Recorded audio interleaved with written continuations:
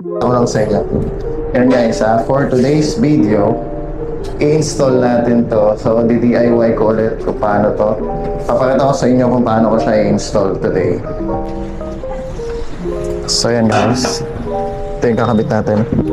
So, lilipat na ako ng parking. So, dun sa dati kong pinagpaparkan, syempre, pag nag-i-install ako ng mga accessories. Yeah.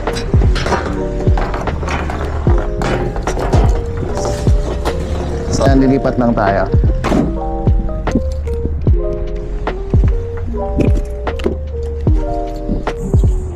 So, yan, nandito na tayo sa location kung saan tayo mag-i-install.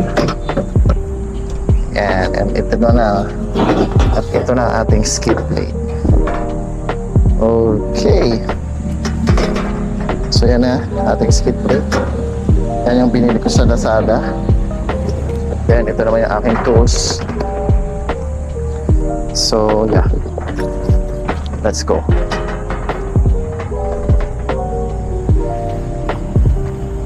Yan natin kung paano ko siya i-install. Actually, wala pa akong idea kung paano siya install.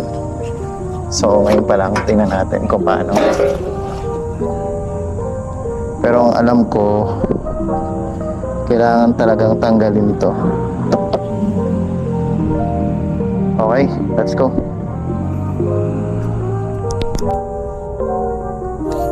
So yan guys, ito ang ating tatanggalin. Ito yung papalitan ko.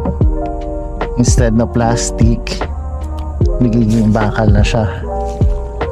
Ayan, so ito yung tatanggaling tornilyo. Isa, dalawa, tatlo, apat. So apat lang naman siya. Ayan yun. So ito rin naman yun. Ito. Yan. Ito.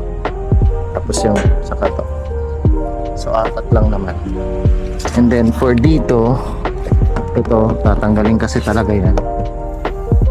Wala tayong choice kung tanggalin. Pero actually gusto ko nga sana to eh.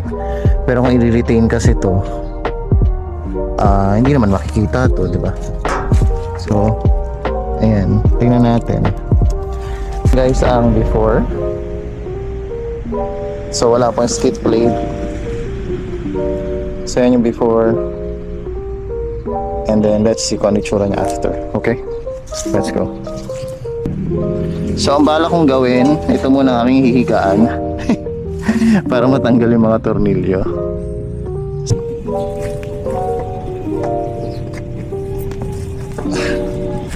So, ito yung stock. So, plastic siya. Stock. Okay?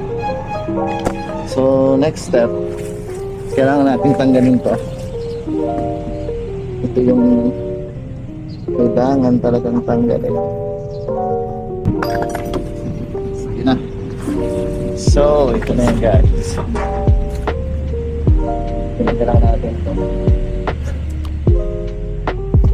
Okay. So, next step, lalagay na natin ito. Ito, kailangan pa.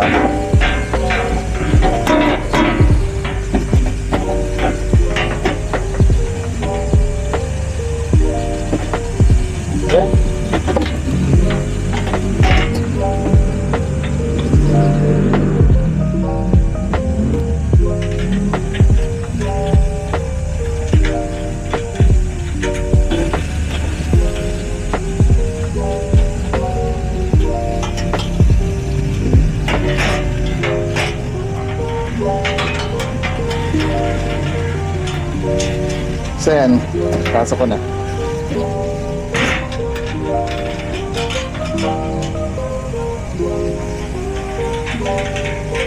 Dali lang.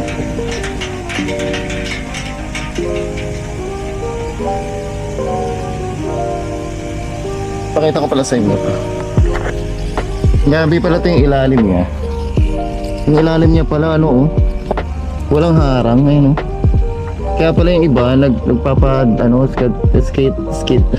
skid plate na dire-diretso hanggang doon. Kasi ito mo, wala siyang harang Kung ito matamaan ng bato, nangyari na ano ko ng bato, sira to agad. Kasi wala siyang harang dito. Next time, labinan ko rin to, saka doon sa dulo. Ayun kahit hanggang dyan, hanggang half. Wala siyang harang. So anyway, so ito, madali lang siya. Okay. So ikabit ko na yung kabila. Yung kabilang side. Madali lang pala ito. Madali lang na ikabit.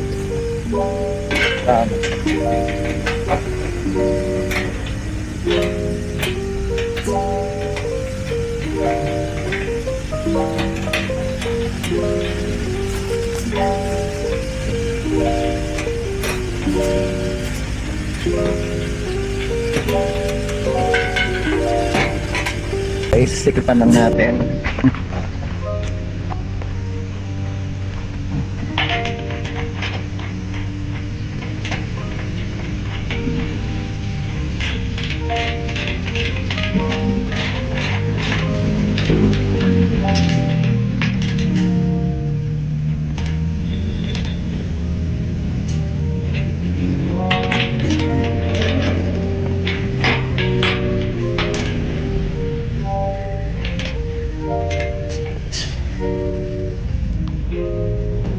Okay. Last.